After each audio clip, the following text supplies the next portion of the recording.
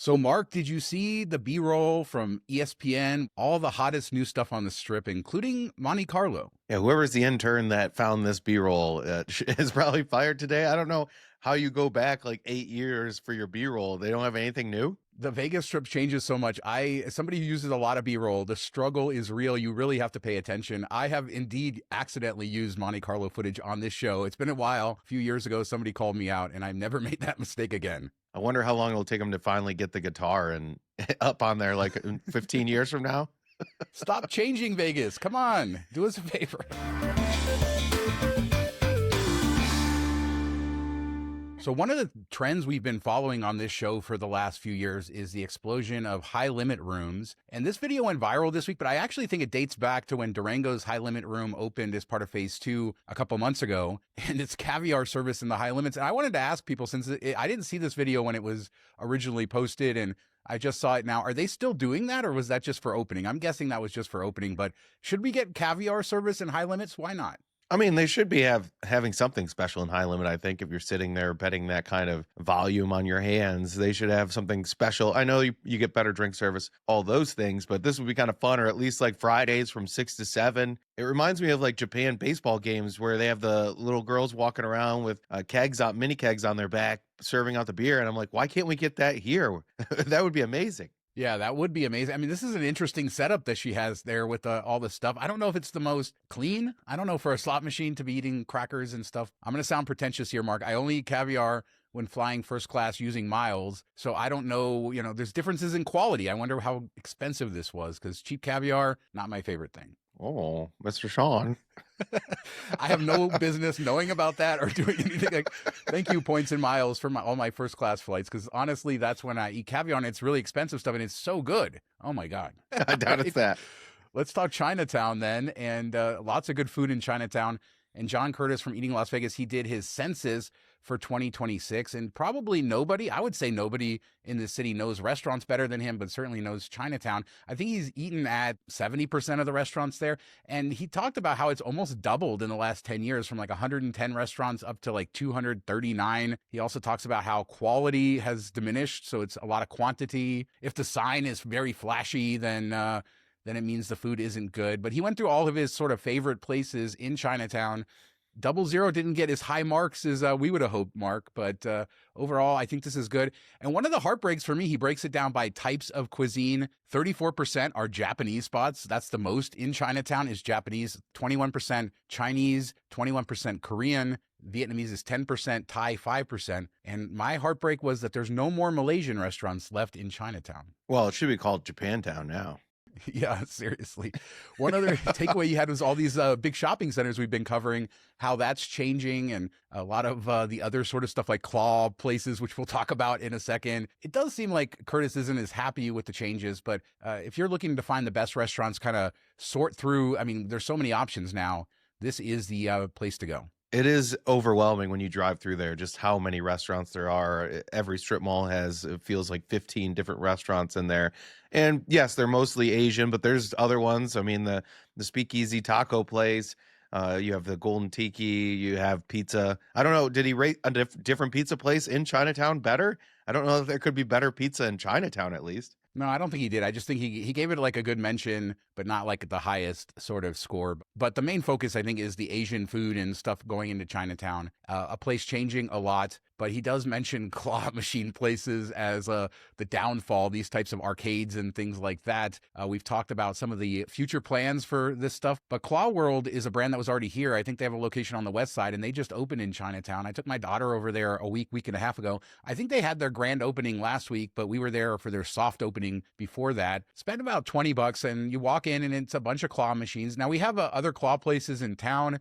My daughter is obsessed with Japanese culture, and therefore why we're going there. And I will say it's frustrating though, Mark, because the few claw places in town, including Claw World I've gone to, obviously the claws don't work most of the time, but then they've seen you, they make you buy money. In this case, I bought $20 up front. So then they start rigging it for you. And then I don't know, like why can't we just make the claws work more of the time, and then they don't have to put the things on the edge, but at least the kids leave happy with things, and they have the ability to trade up. A really beautiful space. And if you're in Chinatown, I don't know what Curtis would say about this, but why the heck not? So they basically like guarantee you a win? Is that what you're saying? If you're there? So this was our experience, and I've gone to one other claw place closer to my house, a different brand and everything else, same exact experience. So in this case, I went in, bought $20 card, and then they watched me use it quite a few times and lose. And there's a few times I had it completely in the claw and it just didn't grasp it. Right? We know that they do that. And then after I lost $6 or $7, they started coming over and fixing the machines and putting them on the edge. And then in the next $13, and it was $1, we did all the ones that were $1 a play. There was definitely more expensive ones. But yeah, they started doing it. And so in the next $13, we won 5 because they were just fixing every machine for us. Yeah, and I hate at least in my experience, like the Asian claw machine places versus the one that you see in every crappy arcade in America where they have the 3 prongs metal grabber.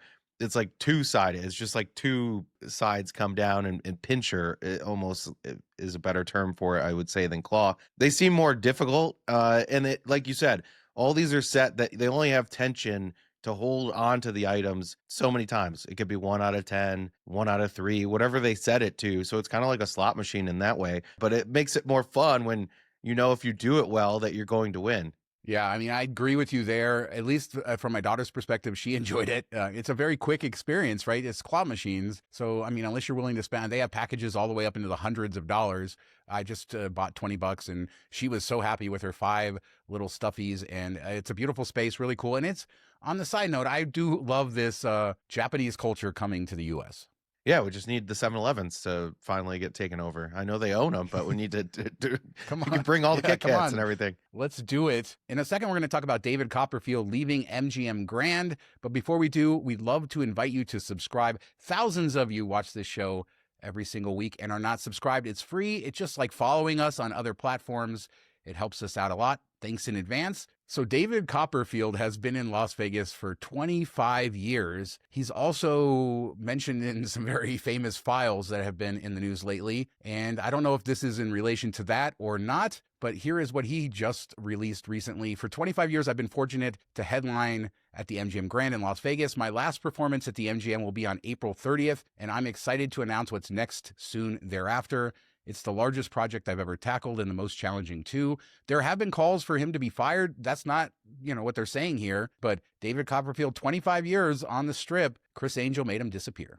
Yeah, if I'm being honest, I forgot that he was still doing a show on the Strip, which shame on me, I guess. I don't know. It just seems like it's such a blast from the past type of show, and you don't hear about it as much and nobody really talks about it. So I'm not surprising that they're moving on, regardless of if this is because of the files or if this is because the show's just not doing as well. And he's saying that there's going to be a big thing coming, his biggest thing ever is what's next, but that's what everybody says. And even though it's 25 years, I remember working at MGM Grand in 1999, and he was a rotating residency there. So this 25 years he's been there sort of full time, but he's been performing at MGM Grand alone for over 30 years and probably even more than that in and around the Strip. So a big name, biggest name in magic, I would say, in Vegas over this entire era, and certainly up there with the Criss Angels and the Lance Burtons and the Penn and Tellers of the world. So it's a big news for Vegas, and that tie-in kind of sucks. I mean, those files, man.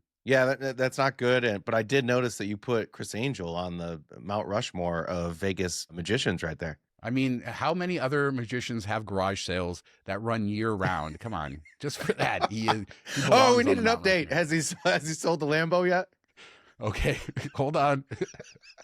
According to the site, it is still there. 2008 Lambeau, $69,999. He has not lowered the price. I believe that's the same as it was before. I wonder if he's driven it since it went on sale, or if it's just the same mileage. I don't know. They don't have the mileage listed, but there's so many good things at the Criss Angel. It's not a garage sale, Mark. It's a studio sale. Yeah, on Criss Angel Drive. Running 24 hours, 7 days a week, 365 days a year. Come get your Lambeau. Shout out, Criss Angel. You're the best. The gift that keeps on giving, for sure. So in the news this week were also the A's. In the last few weeks, they installed their first escalator, Mark, at the stadium. And John Fisher's been out, spring training, getting ready for the season. They're playing in Las Vegas this year. He said they bid out almost all of the stadium. And so from cost perspectives, hopefully everything is sort of locked in. He says funding is good, all the sort of stuff he's been saying all along.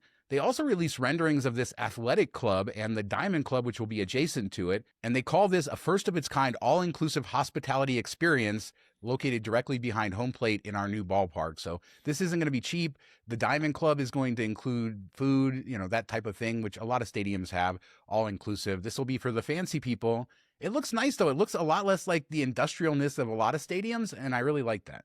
I wonder how long the escalators will work for before they break down, or maybe they'll take the time to do the maintenance and keep them running since it's for the ballpark. But this does look really nice. I feel like all the parks kind of have something similar. I don't know that it's first of its kind. I don't know what aspect of it they're talking about that's different. I do wonder, does this come with a seat, or is this just like an additional thing that you add on to your seat?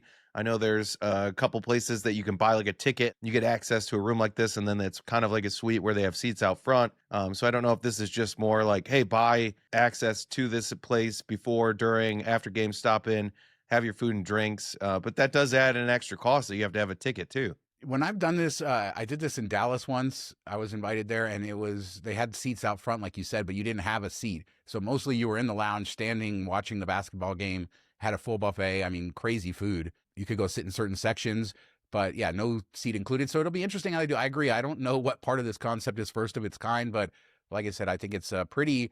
And with the Raiders feeling so industrial, Allegiant Stadium, I like the contrast here. I hope more of the stadium feels warm like this. Yeah, I think the color scheme in there is really nice, and they kind of make it look like a throwback with woody and green, dark green walls, which is the athletics colors. So it does. They did a fantastic job with it. It'll be interesting to see how much it is, and then is there any value there, and then what people think of it when it's open and going. One other thing people are obsessed with is the Hard Rock, and we talk about it a lot. But Chris Holmes got his drone up, and he tried to recreate what the view would be from the tower, getting way up there, the strip view looking south. And now we can kind of approximate what it is. And we all had that in our mind, but it's really cool that with technology these days, we don't have to wait for this building to open.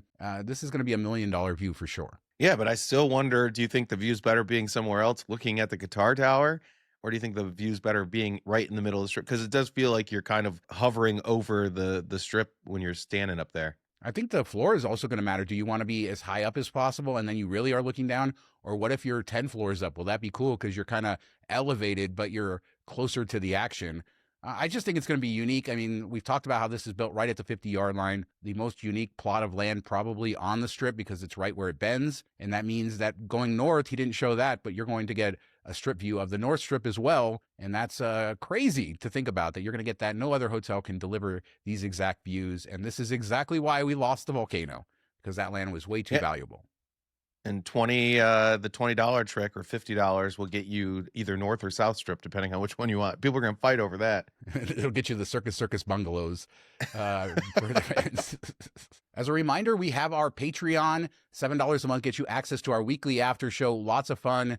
Everything behind the channel. $11 all access with live streams, more bonus content, all of that. Patreon.com/MTM Vegas. Great community of people over there. And thanks to everybody who supports us on Patreon. Did our first live show last week. So let's talk Boring Company and the Vegas Loop and a lot of news coming out of that. First off, I didn't think I had this in the rundown, but Boring Company did this national thing where they were having people submit proposals for a 1 mile kind of Vegas Loop tunnel kind of thing in cities all across the country. And then they chose a ton of projects. One of the submitted proposals was for Chinatown in Vegas, and they rejected it, saying, we're already going to do that. We're going to build even more in Chinatown than we said. And I want to start with that to say I am absolutely confused about how these tunnels are all going to work now with all this information that's come out this week. But let's start with Westgate will be the first casino to get direct connection to Harry Reid International Airport without having to use the streets, meaning they say Westgate's getting its 4th tunnel now is going to be finished here. That tunnel was also the longest at 2.28 miles dug continuously with their digger. They have 7 tunnel borers around town ready to go. They're trying to streamline approvals here. Is this finally, before we go into more details about some of the tunnels and some of the other stuff, is this finally where we're getting the momentum for this system where maybe in a couple of years it'll just be very close to complete?